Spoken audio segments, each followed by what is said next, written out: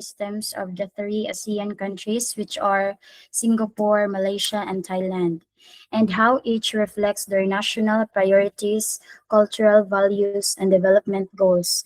I am Jaren A. Jimenez, your presenter. Here are the following goals or purposes of my report. First is you are to understand the structure, curriculum, and assessments of the three ASEAN education systems. Second, you are to identify strengths and challenges. And last, you are to draw implications for the Philippine context. Okay, so why study ASEAN education? ASEAN promotes educational cooperation and mobility. ASEAN countries also share similar goals, which are quality, equity, global competitiveness. And also, ASEAN education helps benchmark best practices in the Philippines. Here's the overview of the first ASEAN country we're going to talk about. Singapore. Singapore is one of the world's top performing education systems. It is highly structured and competitive, and Singapore has a strong government investment. Singapore is widely recognized as one of the world's top performing education systems. For many years, the country has consistently ranked at or near the top of major international assessments such as PISA or Program for International Student Assessment, particularly in mathematics, science, and reading. These results reflect not only high student achievement but also the effectiveness of their curriculum, teacher education, and system management. For those are dili familiar sa PISA, so PISA it is a international assessment wherein mga bata kay mo take sila examination. So actually PISA style of assessment is being introduced to me last year. So in DepEd Region 7, we have this what you call project share, wherein teachers are to make an I-plan. So familiar mo sa I-plan? I-plan is a type of lesson plan. It is a complicated, more complex that follow sa man siya, a very strict guidelines, so pag craft na mo sa I-plan last year, nakabutang dito sa guideline that the assessment should be in PISA style. So actually kaning PISA is requirements sa din nato when we're labi na ko itong nag-eskwela pa ta ba. So ang PISA style of assessing is situational. So ang format niya is real world scenarios. So it is open constructed responses where students explain their reasoning. So I'm going to differentiate PISA ha para mas masabtan siya. As a teacher, siguro teacher factor sa nung ang Philippines kung inyong makita sa screen na siya sa ika-6 man siguro na sa ASEAN country sa PISA 2022 overall score ika-6 ta. Kay say maka-feel sad mi og guilt labi nag kanang for example bitaw sa math ang bata taga na nimo og um numbers, for example 12 times 9. So those learners nga nakasago sa multiplication table nya makabalo sila sa technique ba nga ang multiplication is a repeated addition, maka-answer sila ato if taga na nimo ana nga mga numero lang. But if you're going to make that question or activity a PISA style of assessing or assessment, you're going to say, for example, Mary bought 12 pieces of pencils and each pencil cost 9 pesos each. What is the total cost of the pencils that Mary has bought? So that is an example of a PISA style of assessment. Ang bata nga kamao, katong mga top performing, makabasa sila, makasabot, makakomprehend, makabaw sila sa operation nga gamiton, maka-answer. Ang bata nga katong mga average lang, makabasa but not dili maka-comprehend, so dili sila ka-answer. Samot natong mga low performing learners. So mo na siya nga gamay kay tag score sa PISA because kanang naanad man gud ang mga bata nga dito numero nya kanang sa PISA assessment situational jud siya permi real world ang mga scenario dito. So kung kabantay mo ang Singapore top 1 siya sa kuara di siya sa ASEAN countries. Then diri sa PICAS also Singapore is ranked at the top. So basin mahibong sad mo nganong ang akong gipakita diri is PISA 2022 overall score because ang PISA assessment is i-conduct siya after every 3 years. So ang latest nga assessment sa PISA was in 2025 and then ang result niya is i-release nila 2026 and so far wala pa sila gi-release. So this one is PISA 2022 overall score. Madungog pa ko? Yes po. Yes ma'am. Padayon ko. So one key characteristic of the Singapore education system is that it is highly structured and competitive. From the primary level onward, students follow clearly defined pathways designed to match their strengths and learning pace.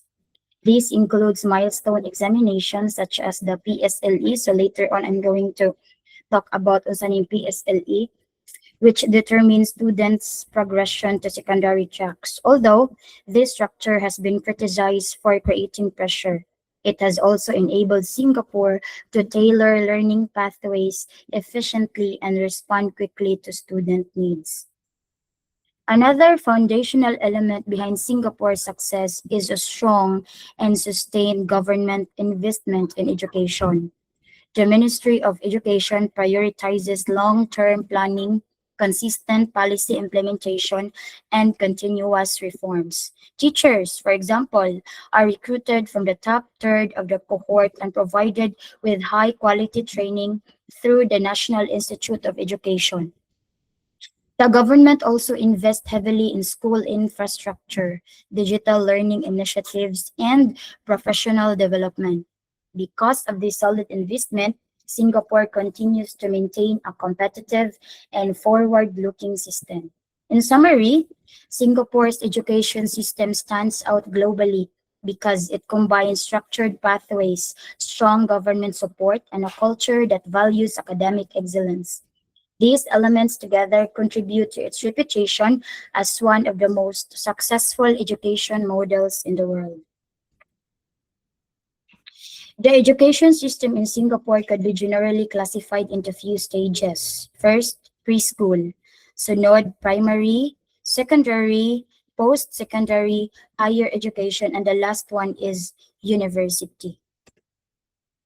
So below is a brief overview of the various pathways students may take in their education journey in Singapore.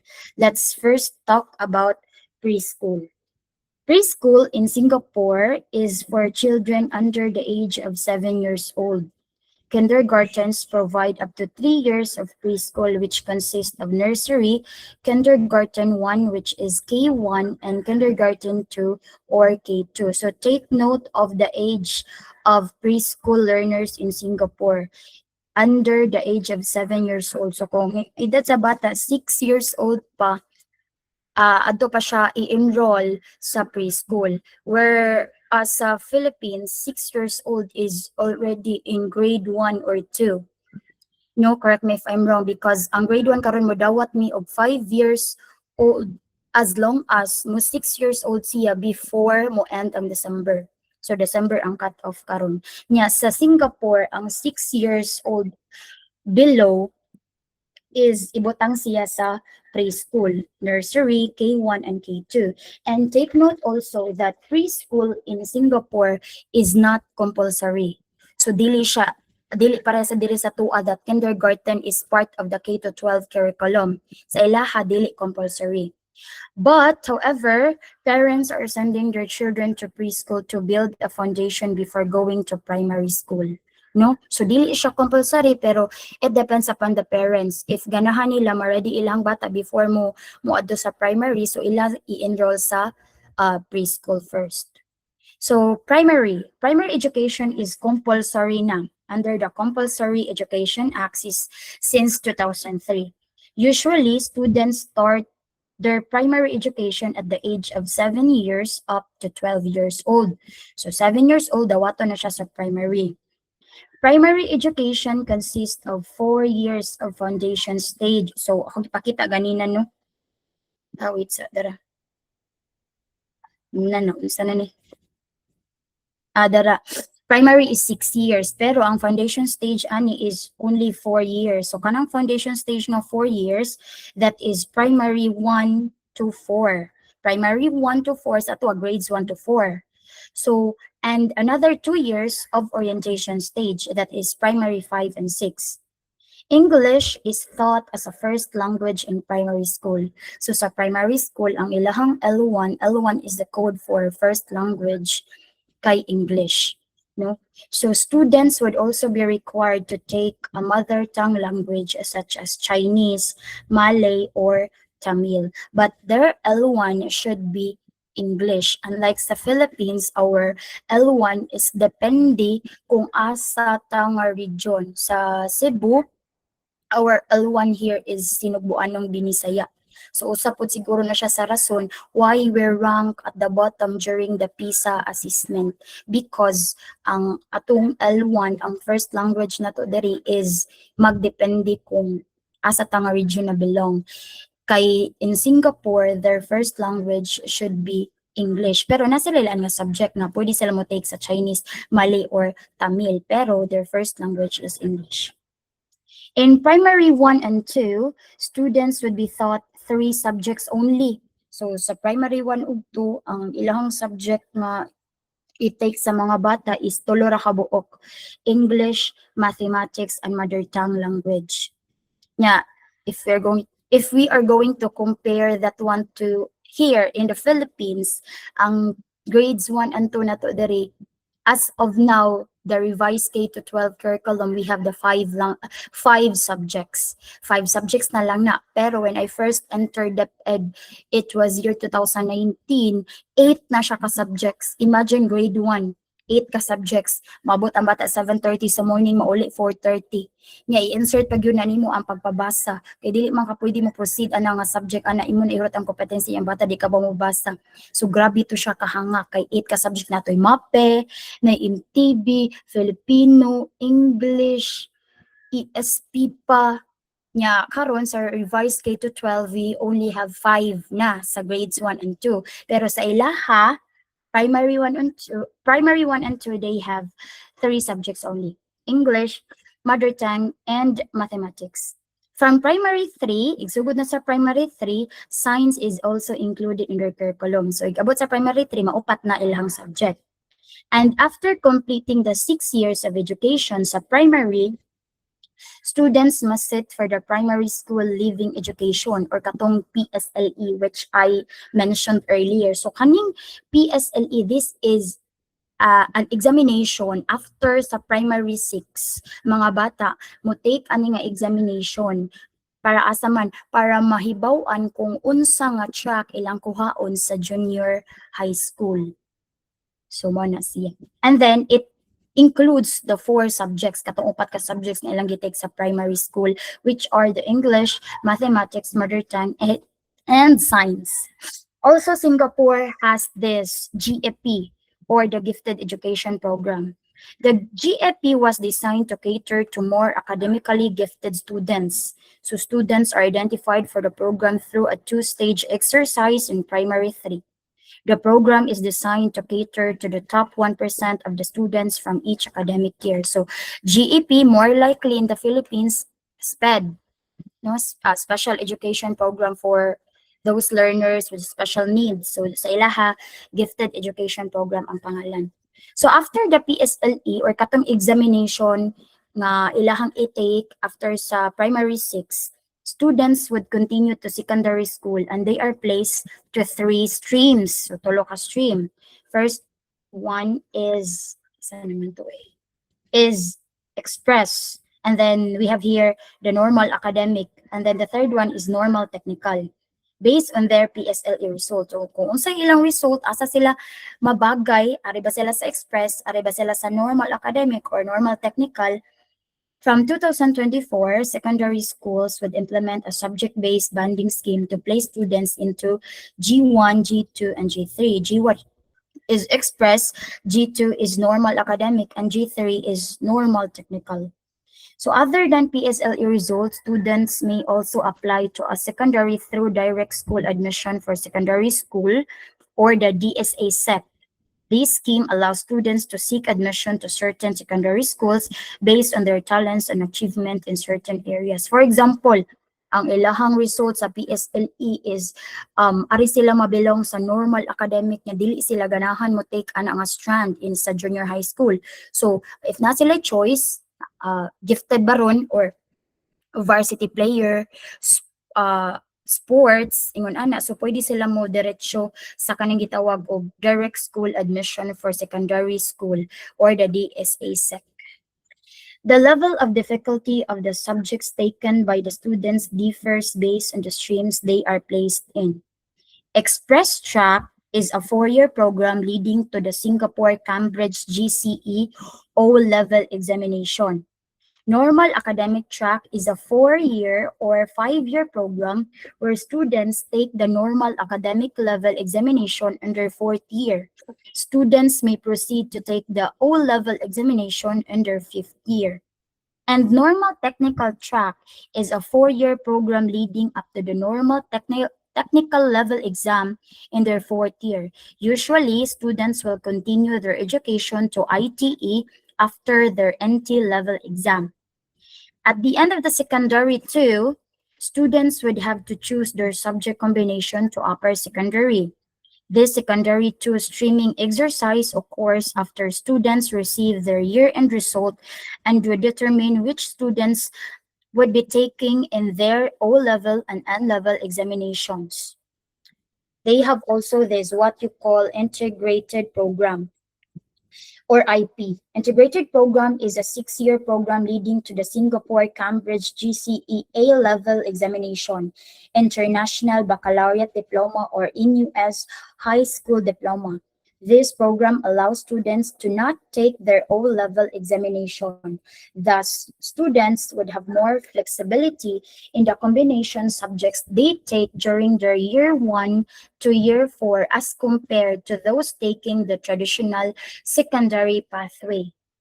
Co-curricular activity. So in Singapore, co-curricular activities are highly encouraged at the primary and post-secondary levels, but it is compulsory for secondary students to take CCA. So sa primary, i-encourage lang ang mga bata to take CCAs or co-curricular activities. But in secondary, students are CCAs are compulsory for the learners to take.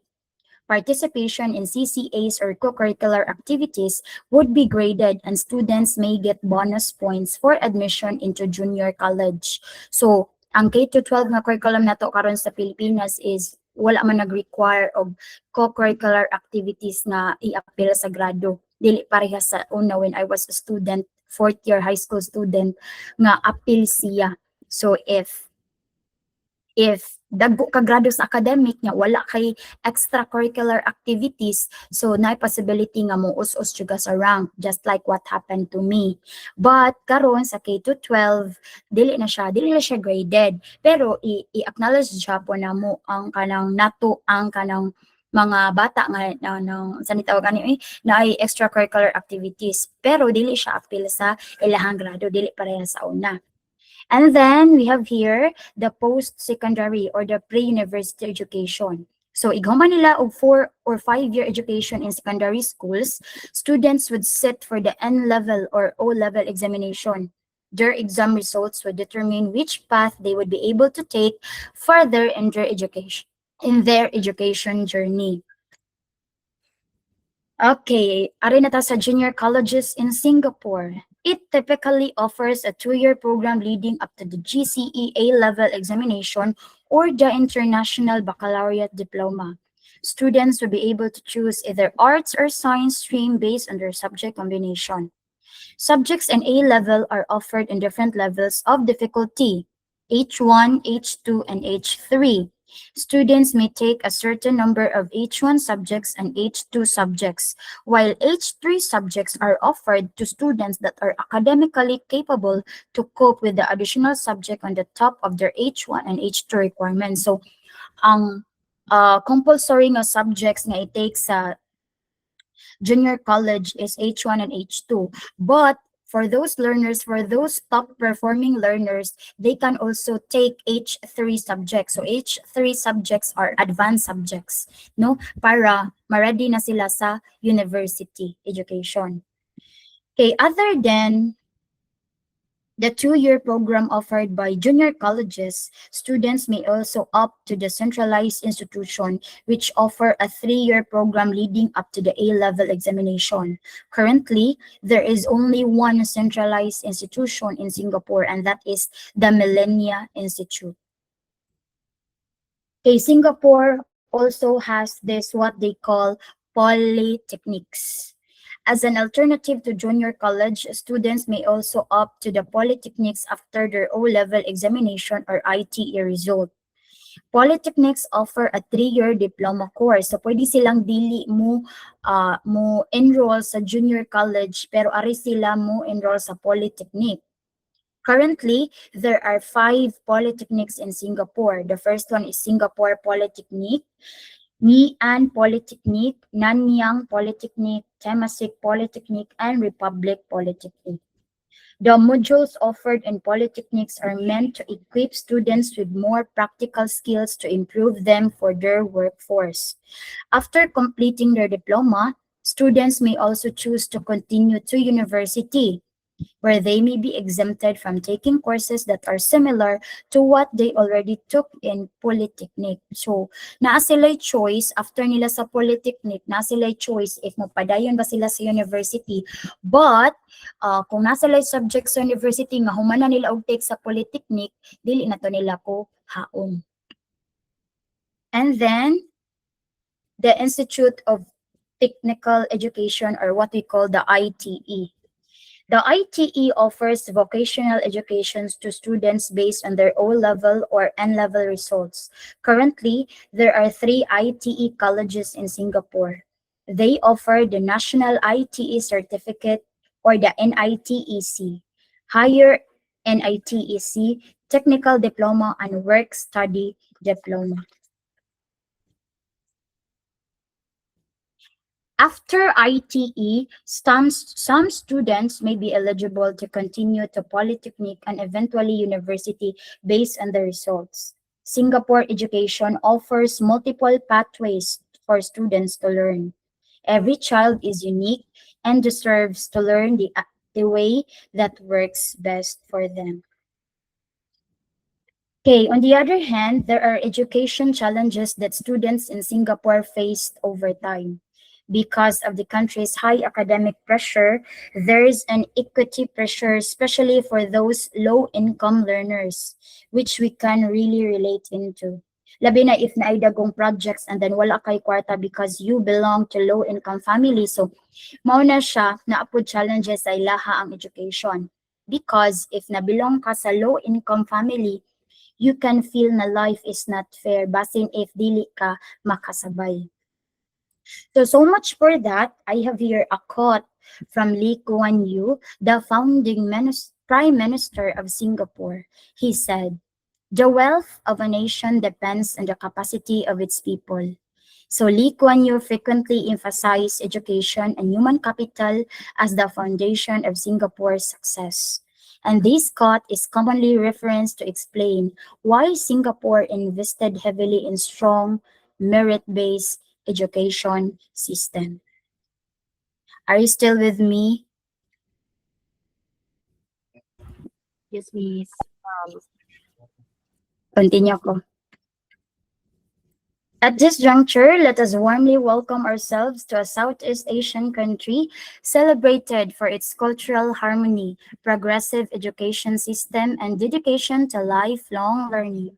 Welcome to Malaysia. Malaysia's education system has a long history, beginning with early Malay and Islamic schools during and after the British colonial period. English medium schools were introduced, reshaping the system through rapid westernization alongside the development of Chinese medium schools. Today, the Malaysian education system is administered by two ministries, the Ministry of Education and the Ministry of Higher Education. Each state also has its own education department responsible for implementation and supervision. The current system operates under the Education Act of 1996. Students may study in public schools, which are tuition free for Malaysian citizens, private schools, or through home-based education. Primary education is compulsory. Unlike many other Asian countries, students may take standardized national examinations at K stages. The Education Act of 1996 marked a major milestone building on earlier legislation from 1956 and 1961 and creating a more modern, comprehensive framework for Malaysian education. Beyond the school system, Malaysia currently has 37 private universities, 20 private university colleges, 7 international universities, and more than 400 private colleges nationwide. Okay, nursery. Here is the education structure of Malaysia. So nursery ages 3 to 4. Nursery provides early childhood care and foundational preschool exposure. Children engage in play-based learning that develops social skills, emotional readiness, and communication. It serves as the child's first formal learning environment. Kindergarten ages 4 to 6. So as you can see, if you're going to compare Malaysia and Singapore, same-same sila og bracket sa edad sa ilahang preschool. Kindergarten prepares children for primary education. Instruction focuses on early literacy, numeracy, moral values, and language development. So typically, Bahasa Malaysia and English ilahang language nga need i-develop. Activities remain interactive and play-centered but with more structure and readiness skill. Kabalo man gyud ano sa kindergarten kanang idara ang ilahang learning gyud sa mga bata na is through playing. But in Malaysia, they make their curriculum sa kindergarten more structure and readiness skills. So, in primary and secondary education, Malaysia's school system includes primary schools. So, primary schools ages 7 to 12. Lower secondary schools and upper secondary schools. Students may attend public schools, which is the medium of instruction is Malay, Chinese, or Tamil. Private schools or international schools offering Canadian, British, or American curricula. So ang public schools nila, ang medium of instruction is Malay, Chinese, or Tamil. In international schools, some international schools are offering Canadian, British, or American curricula. Primary school begins at the age of 7 and lasts 6 years, same sa Singapore. Students study in Malay, Chinese, Tamil, or English depending on the school. But both Malay and English are compulsory subjects nationwide. So, kanang tuod, pwede ang bata mo study in a form, ang language kay Malay, English, Tamil, or English, depende sa school kung asa siya nabilong. So, mura siya localization style. But, both Malay and English are compulsory subjects nationwide. So, tanan mo take sa Malay or English. Public schools charge no tuition fees, while private and international schools do. At the end of primary school, students sit national assessment. Pareha sa to, daghan kay tag-assessment. So I'm going to share, no? Last week we have our ERAT. Kinsay makarelate dira sa ERAT ang assessment. Grabe ang struggle sa ERAT. So daghan kay tag-assessment. So parehas pod sa ilaha. Lower and upper secondary school cover forms 1 to 5. 5 years in total. Instruction in public school is primary in Malay, with English as a compulsory subject. At the end of the Form 5, students take the Malaysian Certificate of Education, modeled after the UK's O-level or the GCSE examinations. For the post-secondary, that is Form 6, for post-secondary is optional. Students who continue may take the Sijil Tinggi Persukulahan Malaysia or the STPM, the equivalent of the British A-levels. Alternatively, students may enroll in matriculation or pre-university programs lasting 2 years at public or private institutions. For the college education, Malaysia's vocational and technical colleges offer programs up to the advanced diploma level. These institutions focus heavily on practical skills and industry-aligned training. A list of vocational colleges in Malaysia can be found in the College of Education. So for university education, higher education in Malaysia is largely subsidized by the government, especially in public universities. To enter a public university, students typically complete Form 6 and obtain the STPM qualification at the tertiary level. Students may pursue bachelor's, master's, and doctoral degrees. Higher education programs follow the Malaysian qualifications framework, which standardizes qualifications across colleges and universities. Students may choose to study at public universities, private universities, private university colleges, or international branch campuses located in Malaysia. So I have here a quote from Dr. Mazli Malik, the Malaysian Minister of Education. Kindness is a part of human nature. This is what we have forgotten in our education system. We emphasize a lot on exams and test results that we forgot the very basic human element in every single individual, and that is kindness.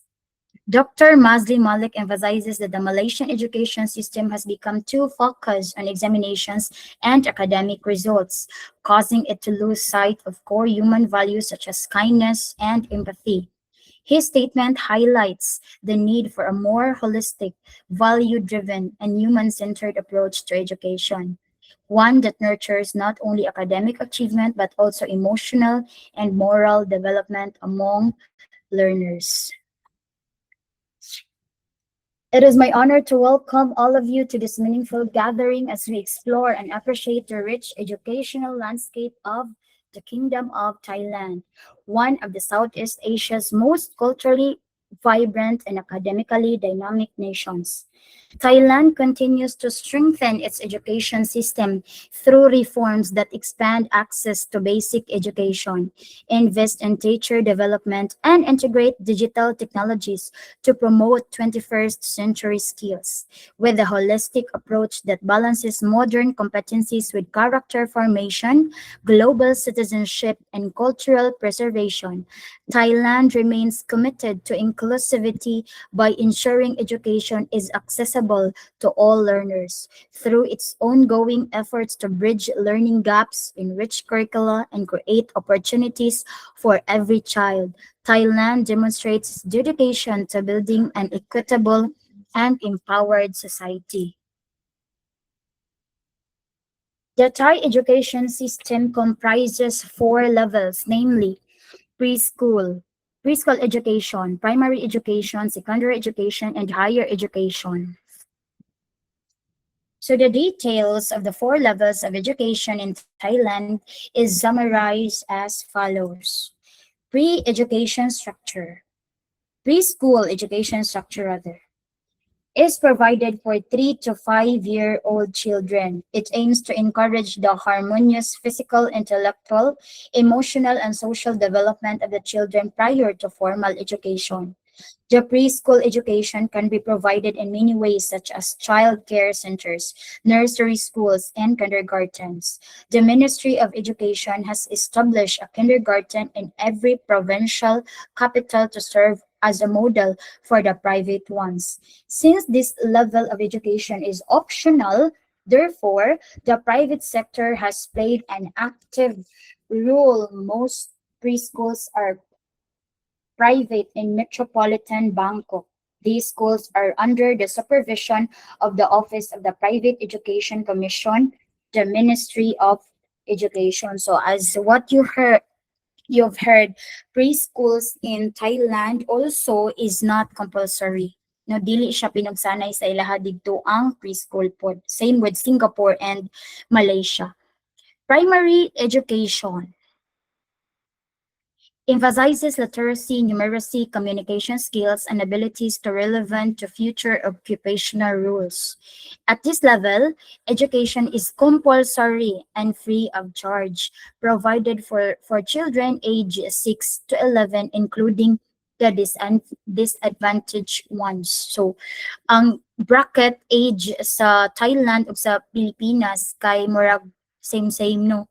Kaso lang sa ato ang cut-off nato is layo kaayo, December ang cut-off niya.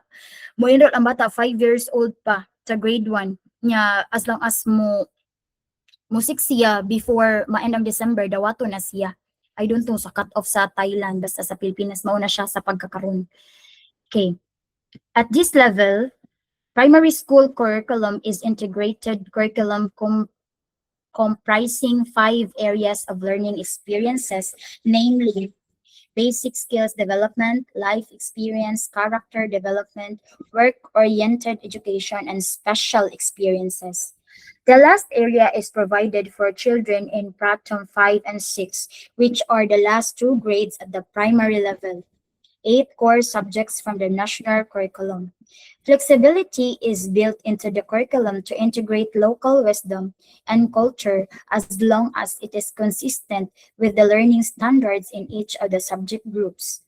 These include Thai language, mathematics, science, social studies, religion and culture, health and physical education, art, career and technology, and foreign languages. So daghan sila og subject nga gi-offer sa primary education. So primary education is under several government agencies. Most of the government primary schools are under the Office of the Basic Education Commission, Ministry of Education. There are also demonstration schools attached to some universities.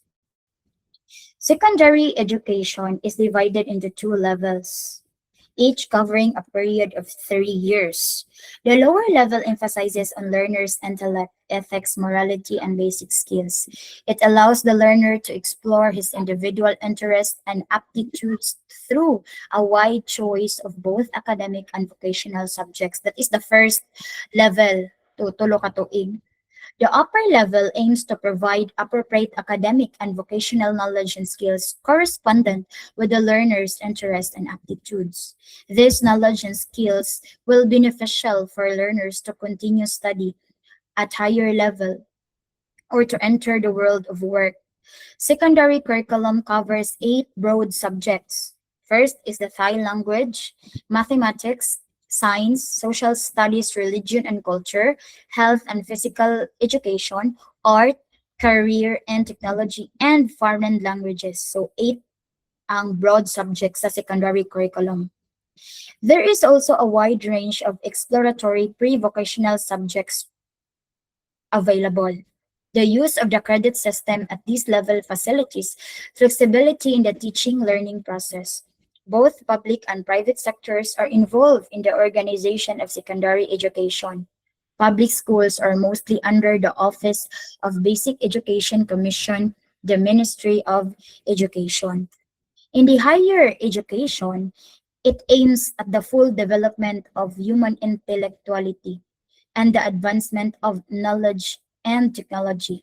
This level may be organized in forms of colleges, universities, or institutions for specialized studies. So the diagram below, the diagram that you have seen on the screen shows how Thailand's education system is structured from early childhood to higher education. It begins with preschool education, ages 3 to 5, followed by elementary education, ages 6 to 11, that is grades 1 to 6. Students then move to lower secondary education, ages 12 to 14, grades 7 to 9, which is part of compulsory schooling. After this, learners may continue to upper secondary education, ages 15 to 17, grades 10 to 12, where they can choose between general education or vocational education pathways. Beyond secondary school, students may enter higher education, which includes bachelor's degree programs, graduate studies, and various vocational and short course training options. Special education services are available across all levels. Overall, the system provides multiple pathways and flexible opportunities for learners to pursue academic or skills-based careers. The PISA 2022 results show a clear performance gap among Singapore, Malaysia, and Thailand. So as you can see, Singapore ranks far above all Southeast Asian countries, scoring the highest in reading, mathematics, and science, reflecting its strong and highly competitive education system. Malaysia, on the other hand, performs at a moderate level with scores of 388 in reading, 409 in mathematics, and 416 in science, indicating steady progress but still behind top performing countries. Meanwhile, Thailand scores 379 in reading, 394 in mathematics, and 409 in science, placed it slightly below Malaysia, showing that while the country continues to improve, challenges remain in literacy and numeracy outcomes. Overall, the results highlight Singapore's global excellence, Malaysia's developing performance, and Thailand's ongoing efforts to strengthen its education quality. Monpraya B3 Lobnong Bua statement. In Thailand, education can feel like a lucky draw. Highlights how beautiful quality in Thailand is uneven, depending largely on location, family background, and access to resources. Many Thai students receive good education only if they are born in urban areas or have supportive families, while those from rural or disadvantaged communities often face limited opportunities. This point reflects persistent educational inequality in Thailand, particularly noted by the UNICEF, which describes inequality as a long-standing challenge and emphasizes that students from less advantaged areas often struggle to access quality education. This situation closely mirrors the Philippine education landscape. Like Thailand, the Philippines shows significant gaps between urban and rural schools, private and public institutions, and wealthy and poor families. Students in well-funded urban schools often have better facilities, trained teachers, and access to learning materials, while learners in far-flung communities may face teacher shortages, which is very, very true. Outdated materials, multi-grade classrooms, daghan jud kaayo pa ni nga sa usa ka classroom duha ka grade level, and limited technology. Both countries therefore struggle with equity, where child's educational success is shaped not by capability but by socio-economic background and geographic location. In both Thailand and the Philippines, this lucky draw reality serves as a reminder that educational access does not always equal educational quality. Despite national efforts to improve schooling system, many learners continue to face barriers, making educational reform not just a policy issue, but a matter of fairness and social justice. As we conclude our presentation of the education systems of Singapore, Malaysia, and Thailand, one thing becomes clear. Each nation has its own strengths, challenges, and aspirations, but all share a common goal of providing learners with better opportunities for the future. Singapore shows what consistent innovation can achieve. Malaysia reflects a commitment to steady improvement, and Thailand highlights the importance of equity and inclusive reform. By learning from their experiences, we are reminded that education is not a competition but a shared journey.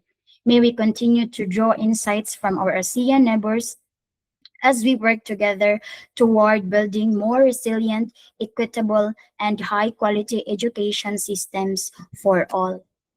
With that, I end my presentation. I am Jaren A. Jimenez, your presenter, and it has been a pleasure sharing with you the educational journeys of Singapore, Malaysia, and Thailand. May we continue learning from our ASEAN neighbors as we strive for a brighter future in education. Daghang salamat ug maayong buntag.